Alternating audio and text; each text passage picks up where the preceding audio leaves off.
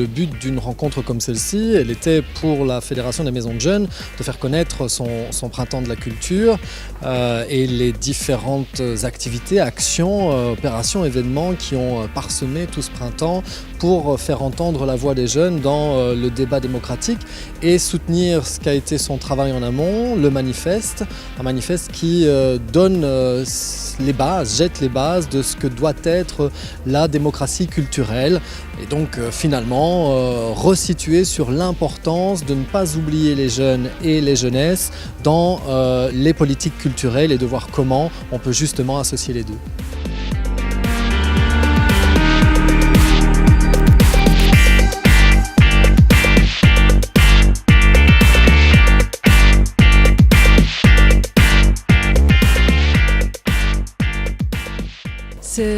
C'est bien beau d'avoir une expression, même si c'est compliqué d'arriver jusque-là, ce qui est fondamental, c'est que cette expression soit prise en compte. Je pense que dans l'échange de ce matin, il y avait deux niveaux d'attente. Il y avait un niveau d'attente qui était probablement celui des opérateurs concrètement sur le terrain qui attendent des réponses précises, mais il est évident que le deuxième niveau, c'est celui de politique. Ils ne peuvent pas pour l'instant élaborer son candidat, ils ne sont pas tous élus. Ils ne peuvent donc pas répondre de manière très concrète aux questions et aux attentes qui sont formulées par l'autre partie du public. Donc il y a encore du travail dans l'échange pour qu'il soit à bon échange. C'est un plaisir d'entendre en tout cas aussi bien les responsables d'associations que les responsables politiques qu'on a eu l'occasion d'entendre et qui, assez bizarrement, avaient tous un discours assez positif aujourd'hui. Tout le monde met le jeune au milieu, tout le monde est d'accord de refinancer, tout le monde est d'accord de tout. C'est quand encore les élections prochaines ?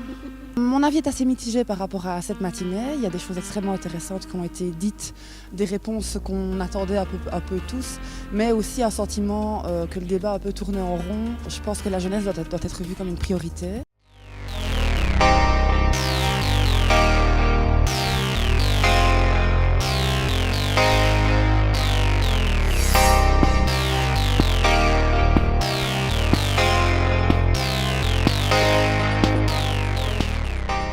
C'est vrai qu'au départ, la question était la place des jeunes et de la culture dans l'espace public. Et c'est vrai que le débat s'est assez vite éloigné de cette question. C'est-à-dire, quand je dis éloigné, c'est d'une part, on a surtout parlé de questions de jeunesse, mais surtout dans leur forme d'expression, de créativité, de rencontre. Et ça, c'est un enjeu qui est fondamental pour le réseau des maisons de jeunes et pour la fédération. Mais aussi, on a pointé la difficulté de positionner la jeunesse dans un secteur, dans un champ ou dans un autre. Et donc, je pense que ce n'est pas gagné aujourd'hui, d'après ce que j'ai entendu au niveau des représentants politiques, que la jeunesse soit considérée sous son angle culturel. Et culturel veut dire action culturelle, capacité d'agir sur le monde, de regarder le monde autrement. Ça, c'est éminemment important. Et malheureusement, les signaux qui sont donnés suite à cette table ronde ne vont pas dans le bon sens. Voilà. Quand on parle de culture, il ne faut pas qu'on arrive avec des projets clés sur porte et qu'on oublie que les jeunes ont aussi des choses à nous proposer en culture et que leur vision du monde, la manière dont ils s'habillent, ce qu'ils mangent, ce qu'ils écoutent comme musique, ce qu'ils créent eux, c'est aussi déjà la culture.